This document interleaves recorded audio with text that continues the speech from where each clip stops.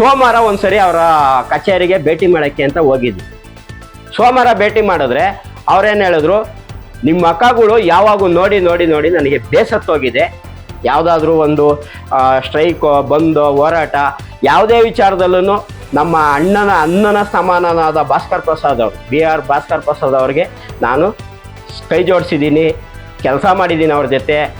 ನಾನು ಭಾಸ್ಕರ್ ಅವ್ರಿಗೆ ಒಂದು 4-5 ಸರಿ ಫೋನ್ ಮಾಡಿದಾಗ ಅವ್ರು ಯಾವುದೇ ರೆಸ್ಪಾಂಡ್ ಮಾಡಲಿಲ್ಲ. ಅಣ್ಣ ನನಗೆ ಈ ಥರ ಅನ್ಯಾಯ ಆಗಿದೆ, ಕೇಳೋಕ್ಕೆ ಟೈಮ್ ಇಲ್ಲ, ಇಲ್ಲೇನೋ ಶಬ್ದ ಬರ್ತಾ ಇದೆ, ನೀವೇನು ಮಾಡ್ತೀರಾ ಮಾಡ್ರಿ ಅಂತ ಹೇಳಿ ಇವಾಗ ನಮ್ಮ ಬಗ್ಗೆ ಕಾಳಜಿ ತೋರಿಸ್ತಾ ಇದ್ದೀರಾ ಅಂದರೆ ಇದಕ್ಕೆ ತುಂಬ ಧನ್ಯವಾದ ಭಾಸ್ಕರ್ ಅಣ್ಣ. ಇದಕ್ಕೆ ಯಾರು ಹೊಣೆ? ನನಗೆ ಅನ್ಯಾಯ ಆಗಿದೆ, ನನಗೆ ಅನ್ಯಾಯನ ಕೇಳಿದ್ರೆ ಪ್ರತಿಭಟಿಸಿದ್ರೆ ಶಾಸಕರು ಪರವಾಗಿ ಇವರು ಪ್ರತಿಭಟನೆ ಮಾಡ್ತಾವ್ರೆ ಅಂತ ಬಿಂಬಿಸೋದು, ಹೇಳಿಕೆ ಮಾತು ಕೇಳೋದು, ಯಾರೋ ಹೇಳಿದ್ರು ಅಂತ ಹೇಳೋದು, ಇದು ಖಂಡಿತ ಸರಿ ಇಲ್ಲ ಇದು ಭಾಸ್ಕರಣ್ಣ. ನಮಸ್ಕಾರ, ನನ್ನ ಹೆಸರು ಶಿವಕುಮಾರ್ ಅಂತ. ನಾನು ಮೂಲತಃ ರಾಯನಗರದ ವಾಸಿಯಾಗಿರ್ತೇನೆ. ಮೊನ್ನೆ 7ನೇ ತಾರೀಕು ಒಂದು ತಹಸೀಲ್ದಾರ್ ಅವರ ವಿರುದ್ಧ ನಾವು ಪ್ರತಿಭಟನೆ ಮಾಡಿದ್ವಿ. ಆ ಪ್ರತಿಭಟನೆಗೆ ಶಾಸಕರ ಬೆಂಬಲವಿದೆ ಎಂದು ಕೆಲವು ವಿಚಾರವಾದಿಗಳು ವಿಶ್ಲೇಷಣೆ ಮಾಡಿರುತ್ತಾರೆ. ಆದರೆ ಇದು ಅಕ್ಷಮ್ಯ ತಪ್ಪು. ಈ ತಪ್ಪು ಮಾಹಿತಿನ ಕ್ಲಿಯರ್ ಮಾಡಲಿಕ್ಕೋಸ್ಕರ ನಾನು ಈ ಮೀಡಿಯಾ ಮುಂದೆ ಬಂದಿದ್ದೇನೆ. ದಯಮಾಡಿ ನನ್ನ 2 ಮಾತನ್ನ ಎಲ್ಲರೂ ಆಲಿಸ್ಬೇಕು ಅಂತ ಮನವಿ ಮಾಡ್ಕೊತೀನಿ. ಈ ವಿಚಾರ ಏನಕ್ಕೆ ತಹಸೀಲ್ದಾರ್ ವಿರುದ್ಧ ಧರಣಿ ಮಾಡಿದ್ವಿ ಅಂತ ಅಂದರೆ, ತಹಸೀಲ್ದಾರ್ ಅವರನ್ನು ನಾವು ಮಂಗಳವಾರ AC ಮೇಡಮ್ ಬಂದಿದ್ದರು. AC ಮೇಡಮ್ ಅವ್ರ ಮುಂದೆ ನಾನು ಒಂದು ತಕರಾರು ಪ್ರಕರಣ ಕೊಟ್ಟಿದ್ದೆ ಈ ಹಿಂದೆ. ಆ ತಕರಾರು ಪ್ರಕರಣದಲ್ಲಿ ಹಿಂದೆ ಇದ್ದಂಥ ಭಾಗ್ಯ ಮೇಡಮ್ ಅವರು ನೋಟಿಸ್ ಜಾರಿ ಮಾಡಿದರು. ನೋಟಿಸ್ ಜಾರಿ ಮಾಡಿದ ನಂತರ ನಾನು ಆ ನೋಟಿಸ್ಗೆ ಉತ್ತರ ಆಗಿ ನನ್ನ ಹತ್ರ ಇರೋಂಥ ದಾಖಲೆಗಳು ಮತ್ತು ಅದಕ್ಕೆ ಉತ್ತರವಾಗಿ ಒಂದು ಅರ್ಜಿ ಎಲ್ಲ ಬರೆದು ಭಾಗ್ಯ ಮೇಡಮ್ ಅವ್ರ ಹತ್ರ ಕೊಟ್ಟೆ. ಅದಾದ ನಂತರ ಎದುರುದಾರರಿಗೂ ನೋಟಿಸ್ ಸರ್ವಾಗಿತ್ತು. ಎದುರುದಾರರು ಯಾವುದೇ ದಾಖಲೆ ಸಲ್ಲಿಸದೆ, ಇದುವರೆಗೂ ದಾಖಲೆ ಸಲ್ಲಿಸದೆ ಹಾಗೇ ಇದ್ದರು. ಆದರೆ ಭಾಗ್ಯ ಮೇಡಮ್ ಅವರು ಯಾವ ರೀತಿ ಅದಕ್ಕೆ ಹಣ ತಗೊಂಡ್ರೋ ಇಲ್ಲ ಫ್ರೀಯಾಗಿ ಮಾಡಿದ್ರೋ ಆ ವಿಚಾರ ಗೊತ್ತಿಲ್ಲ ನನಗೆ. ಆದರೆ ಇವರು ಯಾವುದೋ ಆಮಿಷಕ್ಕೆ ಒಳಗಾಗವ್ರೆ ಅನ್ನೋದಂತೂ ಸ್ಪಷ್ಟವಾಗಿ ನಾನು ಹೇಳೋಂಥ ವಿಚಾರದಲ್ಲಿ ತಮಗೆ ಗೊತ್ತಾಗುತ್ತೆ. ಆದರೆ ಹೆಂಗೆ ಗೊತ್ತಾಗುತ್ತೆ ಅಂತ ಅಂದರೆ, ನಾನು ನೋಟಿಸ್ಗೆ ಉತ್ತರ ಆಗಿ ದಾಖಲಾತಿ ಸಹಿತ 7 ದಿವಸದೊಳಗಡೆ ಉತ್ತರ ಕೊಟ್ಟೆ. ಆದರೆ ಎದುರುದಾರರು ಇದುವರೆಗೂ ಉತ್ತರ ಕೊಟ್ಟಿಲ್ಲ. ಆದರೆ ಎದುರುದಾರರ ಪರವಾಗಿ ಆದೇಶ ಮಾಡಿ ಇವರು ಟ್ರಾನ್ಸ್ಫರ್ ಆಗೋಕ್ಕಿಂತ ಮುಂಚೆನೇ ಆದೇಶ ಲಿಖಿತ ರೂಪದಲ್ಲಿ ಆದೇಶ ಮಾಡಿ ಹೋಗಿದ್ದಾರೆ. ಆ ಆದೇಶ ಸರ್ಕಾರ ಅವ್ರದ್ದು ಡಿಜಿಟಲ್ ತಮ್ನ ಫ್ರೀಸ್ ಮಾಡಿತ್ತು. ಡಿಜಿಟಲ್ ತಮ್ ಫ್ರೀಸ್ ಆಗಿರೋದ್ರೂ ಇವರು ಮ್ಯಾನ್ಯುಯಲ್ ಆದೇಶನ ಅಪ್ ಮಾಡಿ ಅಂತೇಳಿ ಸರ್ಕಾರಕ್ಕೆ ಒಂದು ಮನವಿ ಸಲ್ಲಿಸಿದ್ರು. ಇಡೀ ಕರ್ನಾಟಕ ರಾಜ್ಯಾದ್ಯಂತ ಮನವಿ ಸಲ್ಲಿಸಿದ್ರು. ಈ ಸರ್ಕಾರ ಏನು ಮಾಡಿತ್ತು ಅಂತ ಅಂದರೆ, ಗ್ರೇಡ್ 1 ತಹಸೀಲ್ದಾರ್ಗೆ ಪವರ್ ಕೊಟ್ಟು ಗ್ರೇಡ್ 2 ತಹಸೀಲ್ದಾರದು ಪವರ್ ಕಟ್ ಮಾಡಿತ್ತು.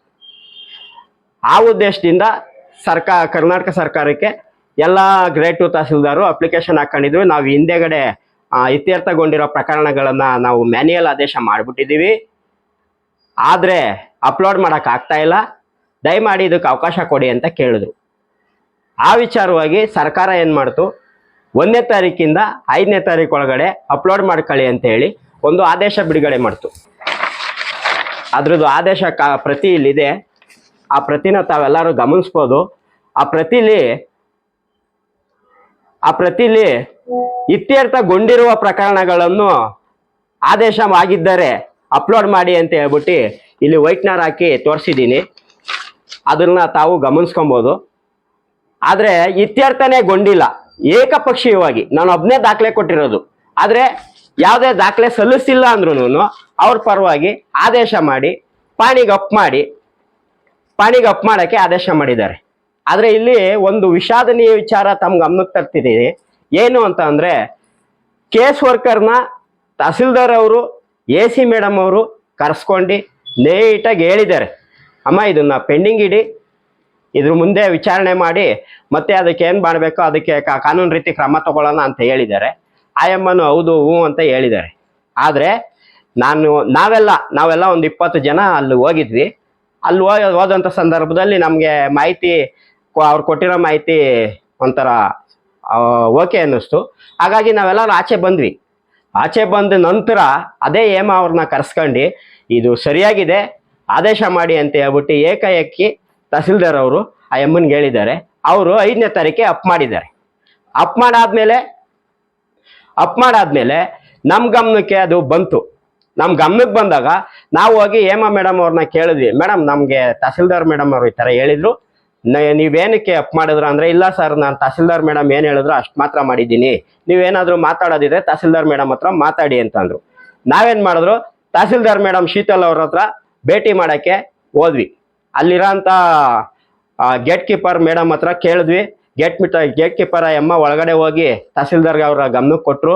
ಅವರು ಅರ್ಧ ಗಂಟೆ ವೆಯ್ಟ್ ಮಾಡೋಕ್ಕೆ ಹೇಳಿ ಬರ್ತೀನಿ ಅಂತ ಹೇಳಿ ಕಳಿಸಿದ್ರು. ಆಯಿತು ಅಂತೇಳಿ ಅರ್ಧ ಗಂಟೆ ವೆಯ್ಟ್ ಮಾಡಿದ್ವಿ.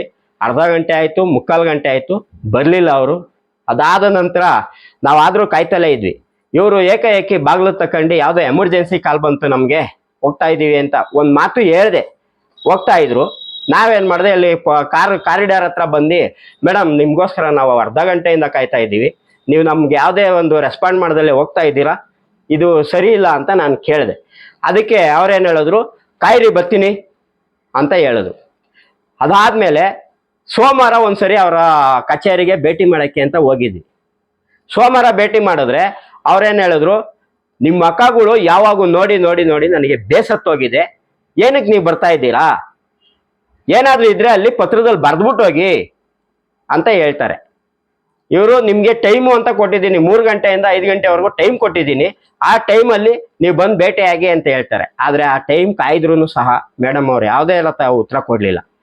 ಆದರೆ ಇಲ್ಲಿ ನಾನು ತಮ್ಮ ಗಮನಕ್ಕೆ ಕೊಡ್ತಾ ಇರೋ ವಿಚಾರ ಏನು ಅಂತ ಅಂದರೆ, ನನ್ನ ಜೊತೆ ನಾನು ಅವ್ರ ಜೊತೆ ಎಲ್ಲ ಸಮಾಧಾನವಾಗಿ ಎಲ್ಲ ಥರ ಕೆಲಸಗಳಲ್ಲೂ ಭಾಗಿಯಾಗಿ ಓಡಾಡ್ತಿದ್ದಂಥವ್ರು. ನನ್ನ ಹತ್ರ ದುಡ್ಡಿದೆಯೋ ಇಲ್ವೋ ಅದೆಲ್ಲ ಯಾವುದೋ ಬದಿ ಕೆಲಸ ಇದು ಮಾಡಿದೆ. ಯಾವುದಾದ್ರೂ ಅನ್ಯಾಯ ನಡೀತಾ ಇದ್ರೆ ಅದಕ್ಕೆ ನ್ಯಾಯ ಕೊಡಿಸ್ಬೇಕು ಅನ್ನೋ ಒಂದು ನಿಟ್ಟಿನಲ್ಲಿ ಯಾವುದಾದ್ರೂ ಹೋರಾಟ ಆದರೆ, ಯಾವುದಾದ್ರೂ ಒಂದು ಸ್ಟ್ರೈಕೋ ಬಂದೋ ಹೋರಾಟ ಯಾವುದೇ ವಿಚಾರದಲ್ಲೂ ನಮ್ಮ ಅಣ್ಣನ ಸಮಾನನಾದ ಭಾಸ್ಕರ್ ಪ್ರಸಾದ್ ಅವರು, BR ಭಾಸ್ಕರ್ ಪ್ರಸಾದ್ ಅವ್ರಿಗೆ ನಾನು ಕೈ ಜೋಡಿಸಿದ್ದೀನಿ, ಕೆಲಸ ಮಾಡಿದ್ದೀನಿ, ಅವ್ರ ಜೊತೆ ಎಲ್ಲ ಮಾಡಿದ್ದೀನಿ ಹಿಂದೆ. ಆದರೆ ನಾನು ಭಾಸ್ಕರ್ ಅವ್ರಿಗೆ ಒಂದು 4-5 ಸರಿ ಫೋನ್ ಮಾಡಿದಾಗ ಅವ್ರು ಯಾವುದೇ ರೆಸ್ಪಾಂಡ್ ಮಾಡಲಿಲ್ಲ. ಅಣ್ಣ, ನನಗೆ ಈ ಥರ ಅನ್ಯಾಯ ಆಗಿದೆ ಅಂತ ಹೇಳ್ಕೊಳ್ಳೋದಕ್ಕೆ ಫೋನ್ ಮಾಡಿದೆ. ಒಂದು ಫೋನ್ ರಿಸೀವ್ ಮಾಡಿಬಿಟ್ಟು ನನಗೆ ಇವಾಗ ಕೇಳೋಕ್ಕೆ ಟೈಮ್ ಇಲ್ಲ ಅಂತ ಅಂದ್ರಿ. ಆದರೆ ಕೇಳೋಕ್ಕೆ ಟೈಮ್ ಇಲ್ಲ, ಇಲ್ಲೇನೋ ಶಬ್ದ ಬರ್ತಾ ಇದೆ, ನೀವೇನು ಮಾಡ್ತೀರಾ ಮಾಡ್ರಿ ಅಂತ ಹೇಳಿ ಇವಾಗ ನಮ್ಮ ಬಗ್ಗೆ ಕಾಳಜಿ ತೋರಿಸ್ತಾ ಇದ್ದೀರಾ ಅಂದರೆ ಇದಕ್ಕೆ ತುಂಬ ಧನ್ಯವಾದ ಭಾಸ್ಕರಣ್ಣ. ಈ ವಿಚಾರವಾಗಿ ನನಗೆ ತುಂಬ ಬೇಜಾರೇ ಆಯಿತು. ನೀನು ಮಾಡೋ ಇಂಥ ಕೆಲಸದಲ್ಲಿ ಎಲ್ಲದಕ್ಕೂ ಬೆನ್ನೆಲುಬಾಗಿ ನಾವು ನಿಂತಿದ್ದೀವಿ, ಆದರೆ ನಮ್ಮನ್ನೇ ನೀವು ಕಡೆಗಣಿಸಿ ಇವಾಗ ಯಾರೋ ಮೇಡಮ್ ಅವರು, ಆ ಮೇಡಮ್ ಅವರು ನಮಗೂ ಮೇಡಮೇ ನಿಮಗೂ ಮೇಡಮೇ, ತಾಲೂಕು ಕೂಡ ಅವರು ಮೇಡಮೇನೆ, ತಾಲೂಕು ದಂಡಾಧಿಕಾರಿ ಅಂತ ಅಂದಾಗ ಎಲ್ಲರಿಗೂ ಒಂದು ಗೌರವ ಇದೆ, ಕಾನೂನು ಬಗ್ಗೆ ನಮಗೂ ಗೌರವ ಇದೆ. ಆದರೆ ನೀವು ಹೇಳ್ತಾ ಇರೋಂಥ ವಿಚಾರದಲ್ಲಿ ನಮ್ಮನ್ನ ಓಲೈಸ್ತಾ ಇದ್ದೀರಾ ಸರಿ, ಆದರೆ ನಮ್ಮ ಕಷ್ಟ ಕೇಳಕ್ ನೀವು ರೆಡಿ ಇಲ್ಲ, ನಮ್ದು ಏನು ಸಮಸ್ಯೆ ಕೇಳಕ್ ರೆಡಿ ಇಲ್ಲ. ಕೇಳ್ತೀನಿ ನೋಡ್ತೀನಿ ಅಂತೀರಾ. ಆಲ್ರೆಡಿ ಇವಾಗ ಆಗ್ಲೇ ಅಪ್ಲೋಡ್ ಆಗಿ ಪಾಣಿ ಬಂದೈತೆ. ಹೆಂಗ್ ಬಂತು ಪಾಣಿ? ಆದ್ರೆ ಕೇಸ್ ವರ್ಕರ್ ಹತ್ರ ಇವತ್ತು ಫೈಲು ಕೇಸ್ ವರ್ಕರ್ ಹತ್ರನೇ ಬಿದ್ದಿದೆ. ಫೈಲೇ ಹೋಗ್ದಿಲ್ದಂಗೆ ಪಾಣಿ ಬಂದೈತೆ. ಹೆಂಗ್ ಬಂತು ಪಾಣಿ? ಇದಕ್ಕೆ ಯಾರು ಹೊಣೆ? ನನ್ಗೆ ಅನ್ಯಾಯ ಆಗಿದೆ. ನನ್ಗೆ ಅನ್ಯಾಯನ ಕೇಳಿದ್ರೆ, ಪ್ರತಿಭಟಿಸಿದ್ರೆ ಶಾಸಕರು ಪರವಾಗಿ ಇವರು ಪ್ರತಿಭಟನೆ ಮಾಡ್ತಾವ್ರೆ ಅಂತ ಬಿಂಬಿಸೋದು, ಹೇಳಿಕೆ ಮಾತು ಕೇಳೋದು, ಯಾರೋ ಹೇಳಿದ್ರು ಅಂತ ಹೇಳೋದು, ಇದು ಖಂಡಿತ ಸರಿ ಇಲ್ಲ. ಇದು ಭಾಸ್ಕರಣ್ಣ, ದಯಮಾಡಿ ಇದನ್ನ ನಾನು ಖಂಡಿಸ್ತೀನಿ. ನನಗೂ ಬೇಜಾರಾಗಿದೆ. ನನ್ನ ಕಷ್ಟನೂ ಕೇಳಿ, ನಾನು ಬಡವ, ನೀನ್ ನೋಡ್ದಂಗೆನೆ ನಾನು ಇವತ್ತು ಕೂಡ ಹೆಂಚಿನ ಮನೇಲಿರೋದು. ನನ್ನ ಮನೆಯಲ್ಲಿ ಒಂದು ರೂಮು, ಒಂದೇ ಹಾಲ್ ಇರೋದು, ಒಂದೇ ಹಾಲಲ್ಲಿ ನನ್ನ ಮನೆಯಲ್ಲೆಲ್ಲ ನಾವು ಹಂಗೆ ಇರೋದು. ಆದ್ರೆ ಅಷ್ಟೆಲ್ಲ ಕಷ್ಟ ಇದ್ರು ಬಡವ್ರ ಕಷ್ಟಗಳಿಗೆ ನಾನು ಸ್ಪಂದಿಸ್ತೀನಿ. ನಿನಗೆ ಗೊತ್ತು ನಾನು ಸ್ಪಂದಿಸ್ತೀನಿ ಇಲ್ಲ ಅಂತ. ಆದ್ರೆ ಯಾವುದೇ ತರ ಕಷ್ಟ ಅಂತ ಬಂದ್ರೆ ನನ್ನ ಹತ್ರ ಇರೋ ಅಷ್ಟು, ನನ್ನ ಶಕ್ತಿ ಇರೋ ಅಷ್ಟು ನಾನು ಎಲ್ಲರಿಗೂ ಸಹಾಯ ಮಾಡ್ಕೊಂಡ್ ಬಂದಿದ್ದೀನಿ. ಯಾರ ಹತ್ರನೂ ಬೆಗ್ ಮಾಡಿ ಮತ್ತೊಂದು ಕೈ ಜೋಡಿಸಿ ಕೇಳಿ ನಾನು ಕೆಲಸ ಮಾಡ್ಬೇಕು, ಇದ್ ಮಾಡ್ಬೇಕು ಅನ್ನೋದೇನು ಮಾಡಿಲ್ಲ. ಆದ್ರೆ ಶಾಸಕರು ಮಾನ್ಯ ಶ್ರೀನಿವಾಸ್ ಅವರು ಅವ್ರ ಕಡೆಯಿಂದ ಹಣ ಪಡ್ಕೊಂಡು ಇವರು ತಹಸೀಲ್ದಾರ್ ವಿರುದ್ಧ ಒಂದೇ ತಿಂಗಳಾಗಿದೆ. ಹೌದು, 1 ತಿಂಗಳಾಗಿದೆ, ನನ್ಗೂ ಗೊತ್ತಿದೆ 1 ತಿಂಗಳಾಗಿದೆ ಅಂತ. ಹಂಗಂದ್ಬಿಟ್ಟು 1 ತಿಂಗಳಾಗೈತೆ ಅಂತ ಅನ್ಯಾಯ ಮಾಡಿದ್ರೆ ಅನ್ಯಾಯ ಸಹಿಸಕ್ಕಾಗುತ್ತಾ? ತರ್ಸ್ಕೊಳ್ಳಿ, ಕಡ್ತಾ ತೆಗೆದು ನೋಡಿ, ನೀವು ಕಡ್ತ ತರ್ಸ್ಕೊಂಡು ನೋಡಿ. ಇನ್ನು ಕೇಸ್ ವರ್ಕರ್ ಹತ್ರ ಇರೋ ಅಂತ ಫೈಲು ಅಪ್ಲೋಡ್ ಆದ ತಕ್ಷಣ ಇಮ್ಮಿಡಿಯೇಟ್ ಪಾಣಿಗೆ ಇದಾಗೈತೆ. ಪಾಣಿ ಆದ್ಮೇಲೆ ನಾನೇನ್ ನ್ಯಾಯ ಕೇಳಿ? ಯಾರನ್ನ ನ್ಯಾಯ ಕೇಳಿ? ತಮ್ಮ ಗಮನದಲ್ಲಿ ಇದೆ ತಾನೆ, ನಿಮ್ಗೂ ಅದು ಅರಿವಿದೆ ತಾನೆ. ದಯಮಾಡಿ ತಹಸೀಲ್ದಾರ್ ಅವ್ರ ಹತ್ರ ನೀವೇ ಮಾತಾಡಿ, ಇದಕ್ಕೆ ನನಗೆ ನ್ಯಾಯ ಕೊಡಿಸ್ಬೇಕು. ನಾವು ಶಾಸಕರದ್ದು ಯಾವುದೇ ತರ ಇದರಲ್ಲಿ ಭಾಗಿಯಾಗಿಲ್ಲ, ಹೊಂದಾಣಿಕೆ ಆಗಿಲ್ಲ. ಆಗಿರೋದ್ರಿಂದ ಇದನ್ನ ಕ್ಲಾರಿಫೈ ಪಡಿಸ್ತಾ ಇದ್ದೀನಿ. ಆಮೇಲೆ ಮತ್ತೊಂದು ವಿಚಾರ, ನಾನು ಮೀಡಿಯಾ ಫೇಸ್ ಮಾಡ್ತಾ ಇರೋದು ಇದು 2ನೇ ಸರಿ ಅಷ್ಟೇ. ನನಗೆ ಮೀಡಿಯಾ ಫೇಸ್ ಮಾಡೋ ಅಭ್ಯಾಸ ಇಲ್ಲ, ನನಗೆ ಮಾತಾಡೋಕೆ ಕೂಡ ಸಹ ಬರಲ್ಲ. ಯಾವ ತರ ಮಾತಾಡಬೇಕು ಅಂತನೂ ಗೊತ್ತಿಲ್ಲ.